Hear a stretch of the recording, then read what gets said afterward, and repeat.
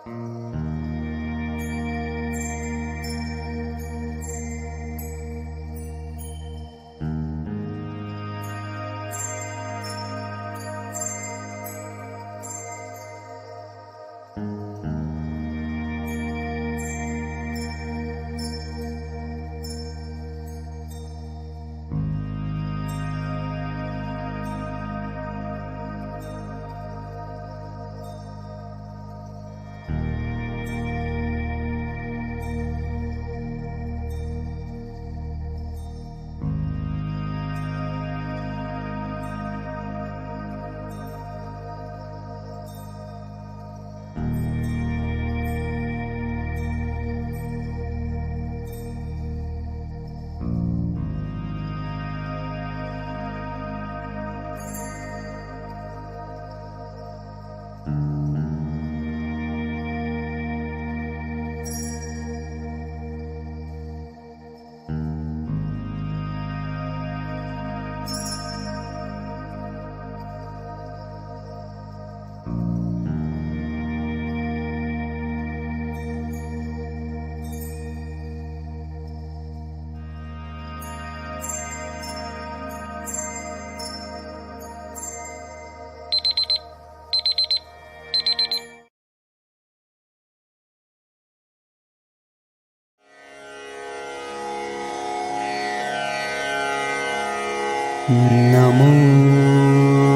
तस्स भगवतो अरहतो सम्मा सम्बुद्धस्स नमो तस्स भगवतो अरहतो सम्मा सम्बुद्धस्स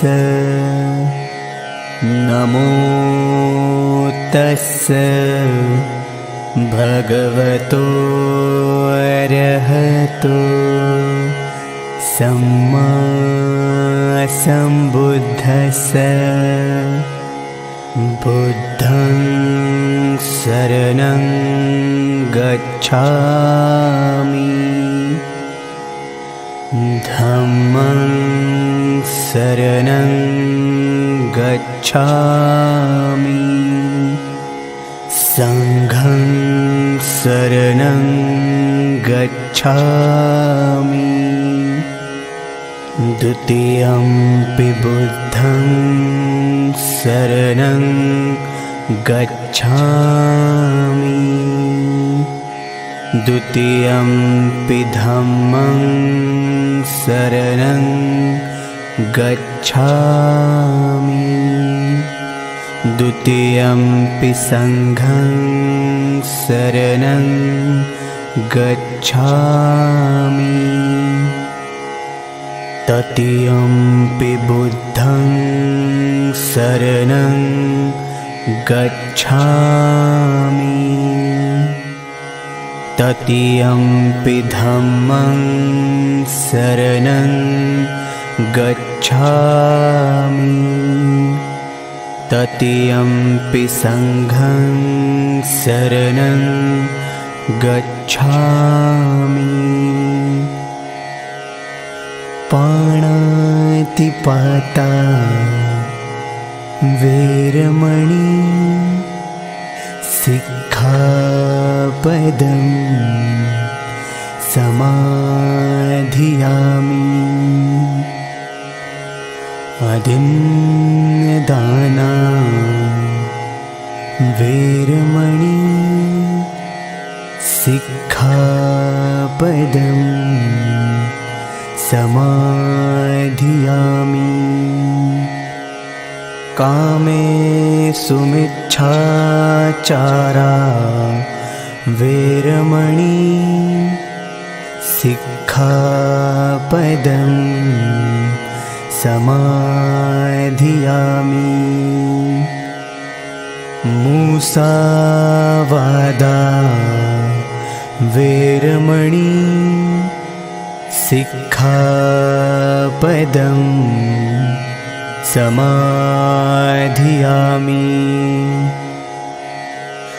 सुरामेरयमज्जपमादिठाणा वेरमणि सिक्खापदं समाधियामि सब्बपापस्सकरणं कुशलस्य उपसम्पदा सच्चित्तपरियोदपणम् एतं बुद्धान शासनम्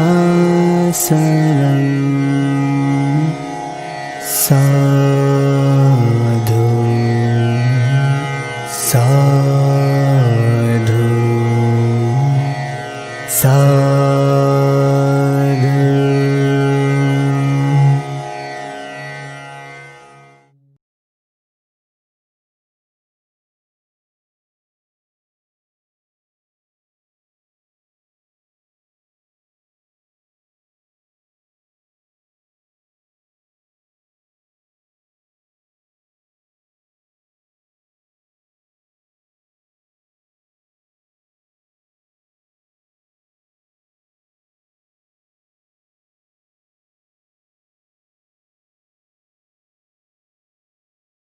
I'd like to convey my respectful greetings to all the Sangha participants of this Global Buddhist Conference of 2020, and my blessings to all the organizers and the lay supporters who have made this possible, and wish my very best for the success of this conference. It's not easy. I don't find it particularly easy at all to use Zoom and all these modern messaging media, but there's little choice, and it's better than nothing, and something to be grateful for. This is a global conference, so in this time when we can't travel around so easily, it does afford an opportunity for a sense of harmony and togetherness, and sharing and giving encouragement to each other. And the institution which is organizing this conference, the Lokuttara Buddhist Training Center, is one that in its name expresses the meaning of the essential import of the Wisaka Puja. It's we recollect the day on which the Bodhisattva realized enlightenment and realized the Lokuttara Dhammas. And those Lokuttara Dhammas are timeless. It's a timeless Dhamma, and it's something that any one of us in this day and age can realize if we faithfully pursue the Eightfold Path which the Lord Buddha laid down for us. So I would just like to express my anumodana and appreciation for this event, and to wish that all of you will receive great benefit from it, which will help in your own practice of sila, samadhi, and panya, and in your efforts to propagate the Dhamma throughout Buddhist communities in every continent of the world. Thank you. Namo tassa bhagavato arahato samma sambuddhassa. Namo tassa bhagavato arahato samma sambuddhassa. Namo tassa bhagavato arahato samma sambuddhassa. Buddhang dhammang sanghang Nutarang pacayang namasami.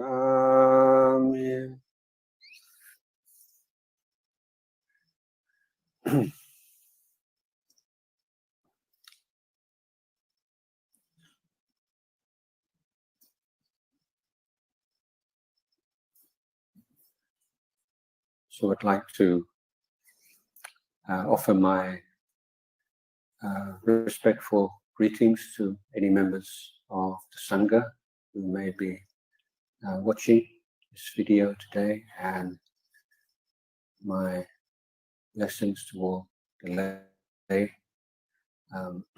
lay Buddhists. So we are in unprecedented times. This week we'll be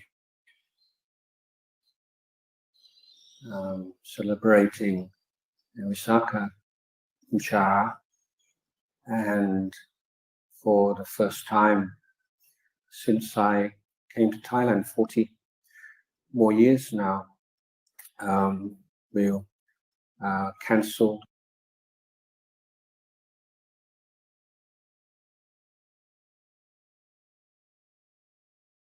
all the circumambulation, candlelight circumambulation, and monasteries throughout Thailand, throughout the world are closed. In many places the monks are going on alms round, and everything seems to be on pause, sort of in suspended animation. Everyone's perception of the passing of time has been distorted. But Visakha is a good opportunity, I think, to recollect that there are certain things that change, or everything, almost everything changes. But there is the Akalika Dhamma, which is the Dhamma which is timeless.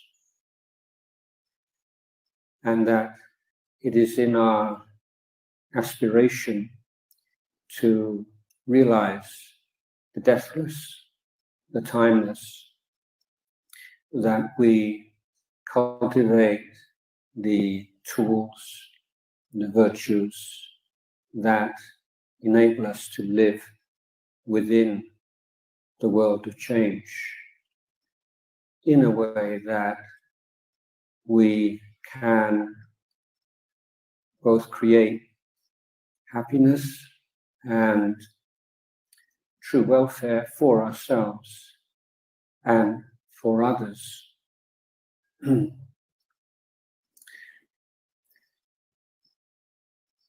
So change is the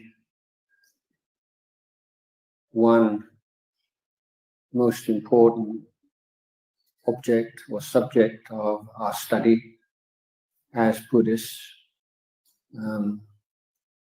We don't put the same emphasis on faith in dogmas that most other religions do.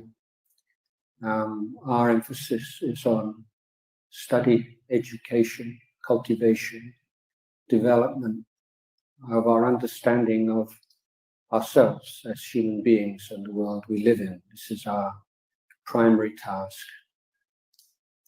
And the more that we look at our body, our mind, the more we look at the world we live in, the more clearly we see anicca, the more clearly we see change. And we become more sophisticated and aware of the different kinds of change that take place. That is to say, that can be very slow, steady, predictable kinds of changes that take place, and there can also be sudden, unpredictable changes. Merely observing the variety of kinds of change already gives us a certain level of wisdom, that we don't expect things to change only in the orderly, predictable way and feel overwhelmed or panic-stricken or angry when things change in the unpredictable, unexpected ways. You say, yeah, that's change. It's like this. the world is like this, the body is like this, the mind it's like this. Things are changing, and understanding change is something that we need to give greatest importance to. But it's not just the fact that things change, but also that they change according to causes and conditions. This is not a random change, or these are not changes that are part of the plan of a creator God. These are changes that take place through a very complex, unimaginably complex web of causes and conditions. But in this huge web of causes and conditions, we only really need to be interested or give our greatest amount of time to those changes which have an effect on our mind and body. And Buddha taught very simply that we suffer because of ignorance and the cravings that arise together with ignorance, and that we free ourselves from suffering through the abandonment of defilement, which is affected through the Eightfold Path. And this path from suffering to liberation, from suffering to being caught up with and carried along by the stream of change, to the realization of the timeless and the deathless. This is a possibility. It is a potential for all human beings, from whatever country, from whatever continent they come, whether men or women, young or old, rich or poor. And this is one of our key Buddhist convictions, that we all bear within us the potential for enlightenment. And on the Visakha day, 2,500 and more years ago, we can say that the Bodhisattva realized enlightenment, became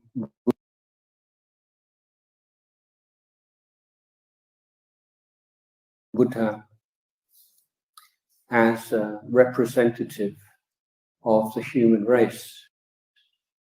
He proved through his enlightenment that enlightenment is a possibility. It is a realistic goal to aim for in life. So our conviction, our belief in the enlightenment of the Buddha implies, I would say, a belief in the potential for all human beings to realize enlightenment. And that also, nested within that, there is perhaps the most important insight or understanding, and that is that we, each one of us, bears within us that potential. And we can begin to put that conviction, that belief to the test by trying to abandon the unwholesome, develop the wholesome, purify the mind. And every time that we are able to abandon the unwholesome or develop the wholesome, even in the small, mundane matters, then reminding ourselves that this is added proof that we can do this. It's not beyond us. And we're looking very closely. We're putting our effort into putting to the test those things that we take on faith or on trust. And the more we practice, the more we see the results of practice, then the stronger our conviction grows. So our faith is not in things that we have no possibility of ever realizing as a direct experience, but our testing of our faith can occur throughout the day, every day. And we look at the body and we look at the mind, and we see what? We see things arising and passing away. And we see the arising of defilement in the mind, for instance.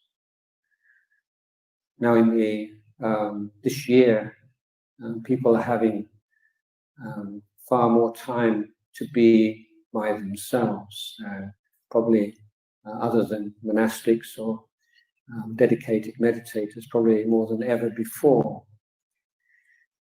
And that can be both a blessing and a curse, in that without right view, the habit accumulated over countless lifetimes is to assume and to believe, we can say superstitiously believe, that every mental state is who we are.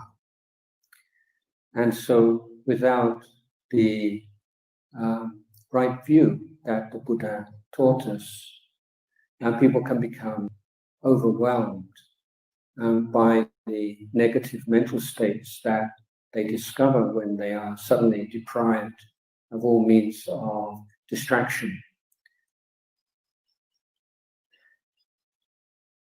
For Buddhist meditators, we have the advantage of our initial belief that mental states are not self, they're not who we are, they don't belong to us.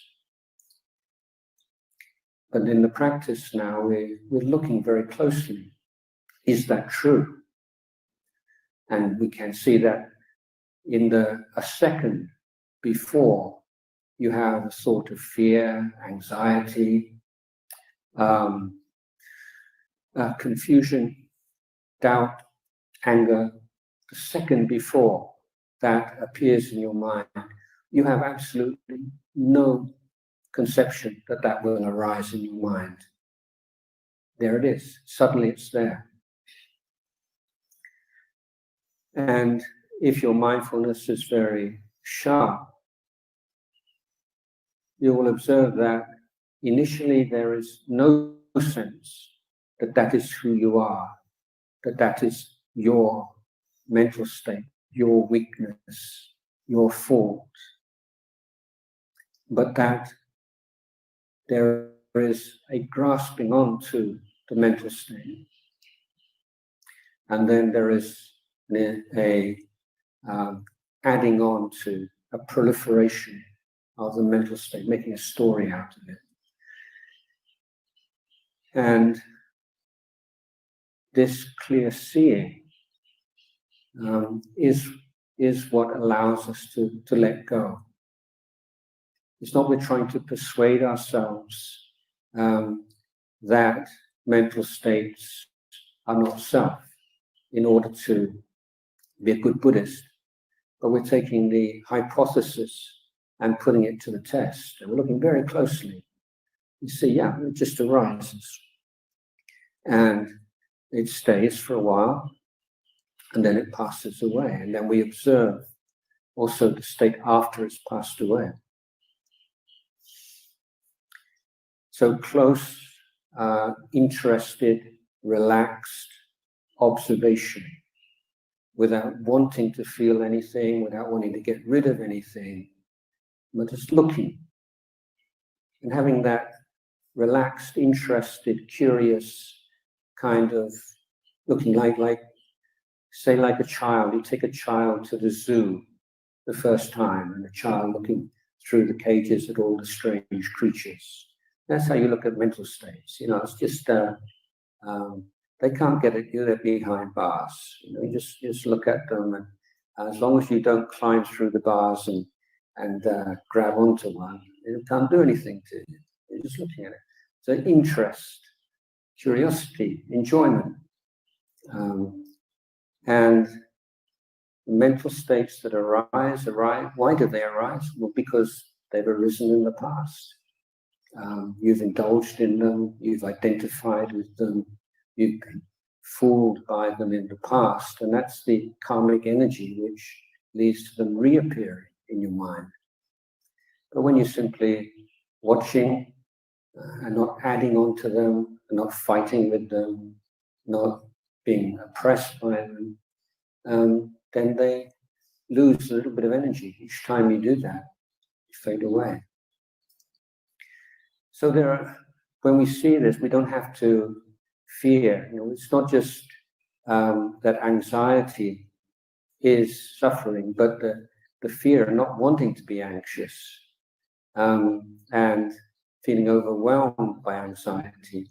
It's like adding poison to the arrow in the Buddhist simile. So yeah, it's like this. This is what anxiety is like. This is what feels like this. Feels like this in the body. It feels like this in the mind. And we don't add to it. We can watch it pass away. Oh, it arises and passes away. And we can see that the more we do this, then the more the mind is impressed by the process rather than the content of mental states. So there are two aspects of mental state. There's what the content of it is, how it feels, or what the thoughts that constitute it are. And there is the other aspect is that it rises and passes away. And the most exalted mental states, the most awful, nasty mental states, seen as processes, they're just one thing. They arise and they pass away. So we're developing this ability to see, to understand, penetrate the nature of things. But our ability to do that is dependent upon how we take care of our body, our speech, and our mind, and regular chanting, meditation practice in order to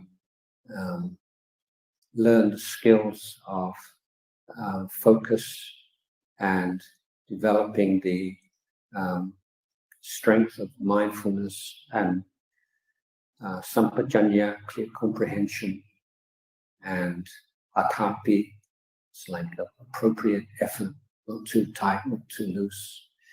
These are skills that we need to develop, how to protect the mind from unarisen, unwholesome dhammas, to let go of arisen, wholesome dhammas, to bring into the mind, to introduce into the mind wholesome dhammas that have not yet appeared, learning how to take care of those that have appeared.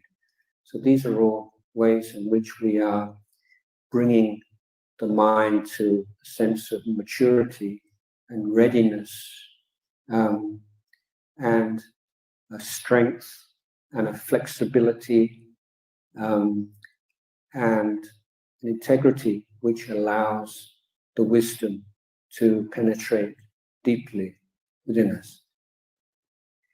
So we have these teachings. The teachings are all the teachings that we need to follow in the footsteps of the Arahants, the footsteps of the Buddha himself. We are in a fortunate position of having access to those teachings. The great monks and nuns and practitioners over the past 2,000 more years have preserved these teachings and transmitted them and put them to the test and proved through their lives that they are timeless. It's not just that beings with great spiritual potential at the time of the Buddha could follow in the Buddha's footsteps, but this teaching is the truth of the body and the mind, and the truth of what creates suffering and what alleviates suffering. And thanks to the efforts, goodness and kindness and compassion of countless beings over the past centuries, then we have this opportunity to apply these teachings to our own life, and then to share what we have realized with others. So Wisaka Puja is a day where we can reflect on this and our debt of gratitude to the Lord Buddha, debt of gratitude to the teachings, debt of gratitude to the Arya Pugala, the Sangha of enlightened disciples who have taken care of his teachings and preserved them for all of us.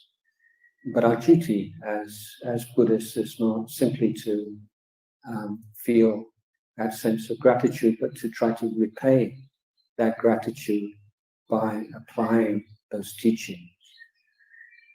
So the changes that are taking place, they're just change.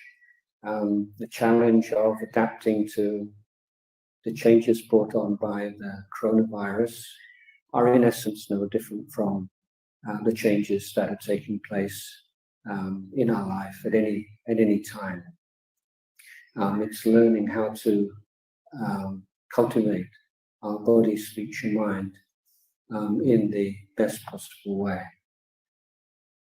There are all kinds of questions ahead and unresolved issues in the world, and nobody really knows what the world's going to be like after this virus has disappeared or has been reduced to a manageable level. And right now, it's nothing more than speculation. But what we can take responsibility for, and we could, is what we can do. What can you do right now, this morning, this afternoon, this evening? Not what might happen or what you might be able to do in the future, but in this particular time, this particular year, then let's put our effort into the present moment and creating the causes and conditions for acting in the most mindful, wise, compassionate way possible in the future. So I would like to offer my best wishes and blessing for you all to grow in dana, sila, pavana, for the members of the Sangha, for sila, samadhi, panya. May you be able to put to the test of your own experience all the teachings of the Buddha, and to ultimately realize the timeless, the deathless truth that the Buddha himself realized on the day that we now celebrate as Visakha Puja.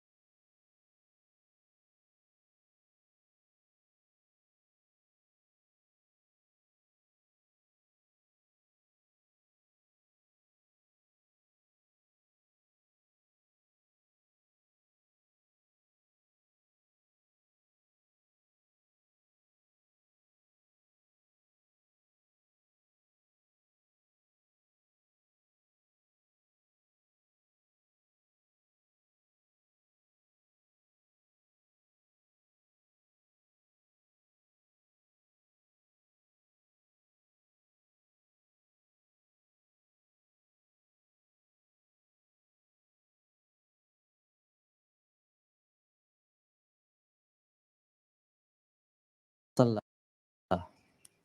We pronounce it as Asalya, full moon.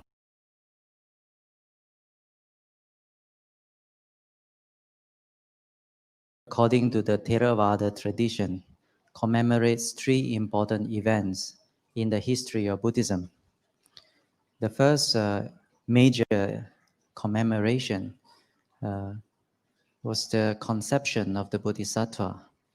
So he was previously, before the human birth, reigning as the chief deva in Tusita.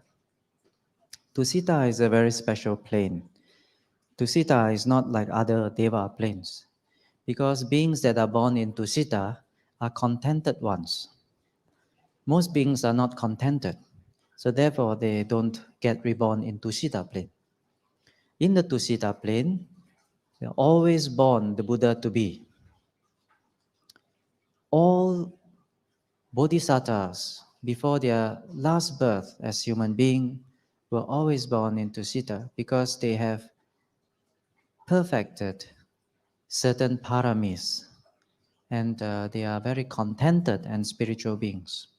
So the spiritual beings in Tusita were always happy when the conditions were ripe and conditions were right for the bodhisattva to take birth in the human world. So when they sensed that there was a suitable time, there was a suitable mother, there was a suitable condition for the perpetuation of the Buddha Sasana, they together came to enjoin the Bodhisattva. His name at that time given was Santusita. And they enjoined and pleaded with the Bodhisattva Santusita and said that now is the time, this is the moment, my Lord, to take your final birth as a human being. There is a suitable time, suitable mother, and a suitable conditions for you. And he himself surveyed and saw that, yes, this is so. And he decided to take birth, final time, as this human being. So he was conceived that night. So today is the anniversary. Yeah, and it is very rare for great beings to be born. What more the Bodhisattva to be born, right? They say Dulabo Purisa Janyo, Naso Sabata Jayati. It is very difficult to get such a great being to be born in one's family. Such beings are not born everywhere or anywhere. Yathaso jayate dhiro tangkulang sukha medati. When such beings are born to that family, that clan, that nation, the whole family and clan and nation rejoices. Rejoice doesn't mean celebrate. Rejoice means there's a lot of joy arising over and over again. So if a good person is born to your family, or what more to you, it will bring you immense joy over your whole lifetime, even after your life. So such was the occasion when the Bodhisattva was conceived in Queen Mahamaya's womb. The second big event that happened on this evening was the Bodhisattva's great renunciation. He left the palace for the final time, as he did many past lives ago. Many lives. He renounced the worldly life because the worldly life is confined. The worldly life is confined in what way? Confined in a web of relations, confined in the web of obligations, confined in the web of delusions.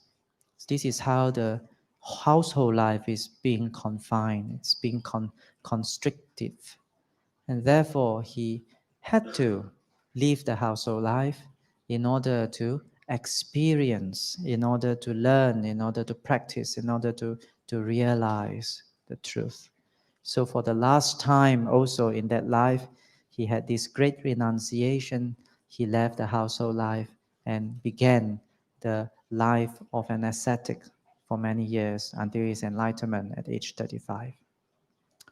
And the third great event that today commemorates. And by far the most significant and by far the most important was the preaching of the first sermon, the one that we have just recited. It is not the full sermon, because the full sermon is very long. The full sermon is 3 times what we have recited. So we have recited the first 1/3 of that Dhammacakka Sutta, the essential teachings of the Buddha on the truths of life. Before the Buddha preached this teaching, in the whole world up to that point in history, people also can feel the burdens of life. People also can feel the unhappiness and the unsatisfactoriness of life. That is the reason why religion was invented. People have to have religion in order to give them some hope, in order to give them some faith that they can escape from the unsatisfactory nature of their lives. If life had been very satisfactory, then they wouldn't need to escape from it. So religion has that purpose, to allow people a chance or at least a sense of hope that they can escape from whatever dukkha or suffering that they may be experiencing. But up to the point before the Buddha preached the great sermon, all these religions talked about reliance upon some rituals, reliance upon some practices, reliance upon some supernatural being for one's salvation and liberation. Nobody up to that point of time thought that liberation was possible with one's right effort alone. Nobody thought that liberation is not through the grace of another being, but by one's own purified and clarified understanding. Nobody thought it was possible to do it alone. Nobody knew how to do it. This was why the preaching of the Buddha, the first sermon, was history making. It gave people the way. Before that, there were lots of suggestions. There were lots of methods. People said, you can try this, you can try that. But the Buddha showed people the way. Now that you do this, it becomes possible for us to be liberated from dukkha. So this is the most significant event, in my opinion, that today commemorates. And that is the preaching of this way, this path, this magga, this patipada method. So today we are going to look a little bit into this teaching. Many people have heard this teaching many times over. We can recite it very well. This is the noble truth of suffering. This is the noble truth of the cause of dukkha. And this is the cessation, and this is the path to the cessation of dukkha. I think many people memorize that quite well. But today, let us look at it. Look at what it means. Examine its meaning. Yeah. So if everyone has an English translation, which I don't know whether you have or not in your hand, but at least you have the Pali. So maybe learn some Pali, no need to translate. Yeah. The Buddha, as you know, arrived 8 weeks after his enlightenment in Gaya. Yeah. At that time, there was no Gaya, it was called Uruvela. And the Buddha arrived from Uruvela 8 weeks walking. Today, Bodh Gaya. And then arrived at Isipatana, the deer's park in Miga there. Miga means deer. Why deer's park? Because it was pleasant. It was set up by the kings. Many generations of kings have used that Isipatana as a pleasure grove. But because that place was very pleasant, it was always visited by practitioners and even saintly people. Isi is the Pali equivalent of Sanskrit rishi. Rishi means saints. So Isipatana means the place where saints arrive at, where the saints stayed, where the saints dwelled. So that place is called Isipatana. Migadaya was because it was established historically by the kings of Benares as a pleasure grove where the deers were roaming. So the deer park of Isipatana. And there the Buddha found the 5 ascetics where they had left him, when he was practicing in the Vibhara hills, when he was practicing what you call for 6 years. These 5 companions were actually always with the Bodhisattva. But when they saw that the Bodhisattva's way does not conform to their preconceived idea of how one should practice for liberation, they couldn't understand why the Bodhisattva changed. They had fixed ideas about liberation. This kind of practice leads to liberation. But now that you have changed, it's impossible for you to be liberated. Therefore, when they saw that and couldn't understand it, they left him. It was a good thing. When he was left alone, he could do according to what he thought was right. He could visit what he had achieved in the past as a youth, how he had meditated and how he had calmed the mind and how he had seen things so clearly. So he tried that method and it did work for him. And so after the 5 ascetics left him, he went to Bodh Gaya and they say the rest is history. He became the Buddha. And now he wanted to retire for good. He said, well, this Dhamma that I've discovered is not easy. It's very deep. It's very subtle. It's not easy for worldlings to understand. So we need to organize many courses, Nalanda Institute, for worldlings to understand and photocopy a lot of notes for them to read. So it's not easy. So the Buddha decided, no, I'll just retire and I'll just, spend my time in Nibbanic bliss. But then something stirred within him also. The next thought that came to him was that, but why was I, over the many lifetimes making the aspiration that once I realized the Dhamma, I would share it with the world so that other beings also have a chance to realize the Dhamma. Why did I make all this aspiration for me now to retire in Nibbanic bliss? So he did thought about it and said that no, it is better for me to teach the Dhamma. There will be those who can understand. Though the majority of beings are so tied up, are so bonded to all the pleasures, to all the views, to all the attachments that they have, they cannot relinquish even an inch. But then there will be those with little dust in their eyes. There will be those who can see the Dhamma. So there he decided to continue. What is the culture of the Buddha? What is the culture?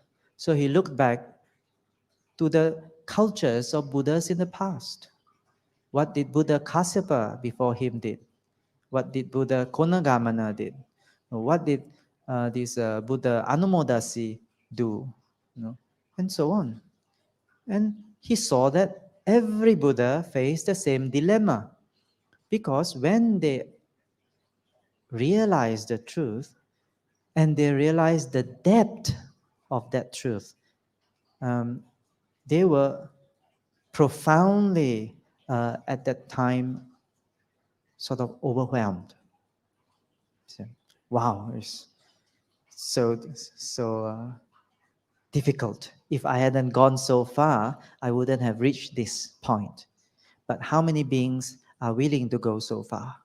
So every Buddha in the past also faced this question.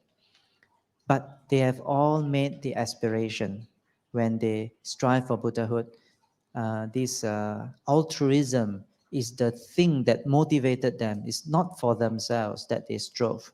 It was for the well-being and for the welfare and for the happiness and for the liberation of many, many beings. That gave us a lot of motivation, right? For example, mothers.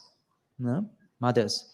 If you are single and if you are not well, and you are what you call wake up in the morning and you don't feel quite right, it's, that's a matter, isn't it? Go back to sleep, isn't it? Yeah, mothers.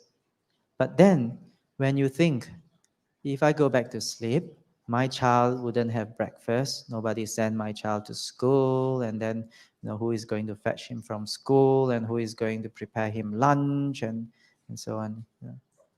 What would you do, even though you feel unwell? Huh? See, you get out of bed, right? Mothers, right? Yeah. Sometimes have to praise mothers a bit, huh? Because they deserve the praise, isn't it? Yeah.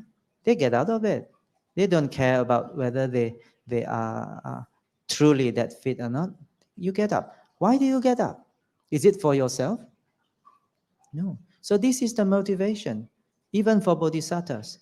If we had wanted to strive for ourselves alone, we wouldn't be so motivated as compared to when we want to strive for the happiness and liberation of others. Fathers also the same thing, right? If not for your children, you say, I don't want to take this stressful job. Have to run around, long hours, many meetings, tough bosses, tough clients. You also don't want to. You say, if I was single and I don't have so many children, I would quit this job and take something not so stressful. But then when you think of your children, you carry on, isn't it? You get up and you say, don't care lah, just go to work lah. Face tough clients, face tough bosses, face any assignment, I just try my best to do. See, your motivation is completely different. So similarly, when the Bodhisattva made the aspiration, he made it for the welfare, not just of himself, but for the liberation of other beings. And that's why whenever he loses, some of the steam, he would quickly regain it, because when he look at other beings, see how they live and see how they are suffering, their suffering, the suffering of other beings, give him the encouragement and the motivation that, no, I have to do something, otherwise they will like this forever. And that gave them the strength. So having made the same aspiration lifetime after lifetime, when he finally became the Buddha, some sort of overwhelming, profound understanding, wow, this Dhamma is so deep. Very few can understand. But then I have made this aspiration and I have seen the Dhamma, I've realized it.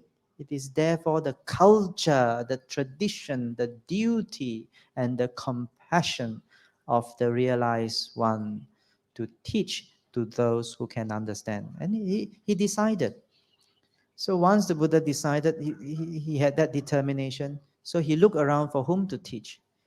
And he thought about his teachers, Kalama and Udaka Ramaputta. They have passed away by that time. And the next group of people that had helped him and supported him, yet spiritual enough, were these 5 ascetics. So they were at Isipatana. So that's why 8 weeks the Buddha traveled from Bodh Gaya to Isipatana and met them. When the Buddha came, they saw the Buddha coming and they decided, well, if he wants to come, let him come. We'll just pretend like, it's any other ascetic. It doesn't matter, But when the Buddha came closer and closer, they could see a profound difference in the appearance of the Buddha. Because they had lived with the Bodhisattva for almost 6 years, they could sense the difference, right?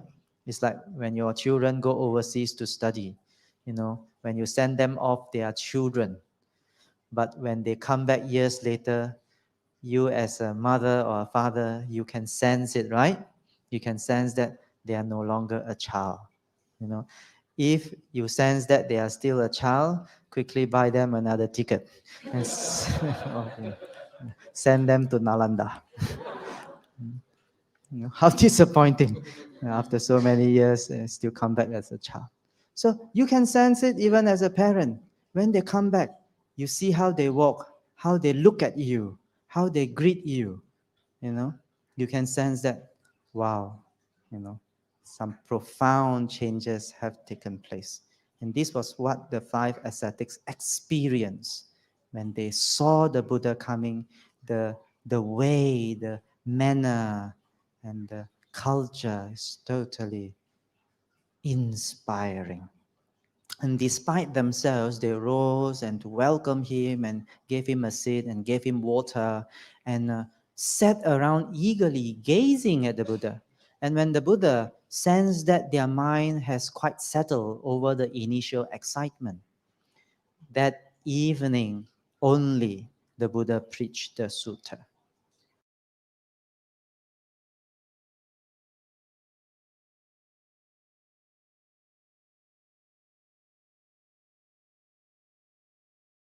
Of 4, the Buddha once talked to the group of monks that was with him, and that was long after his enlightenment, but he recollected in that particular sutta called Uruvela Sutta. And Uruvela, is the place where the Buddha gained enlightenment, right? During Buddha's time, it was known as Uruvela. Today, it is known as Bodh Gaya.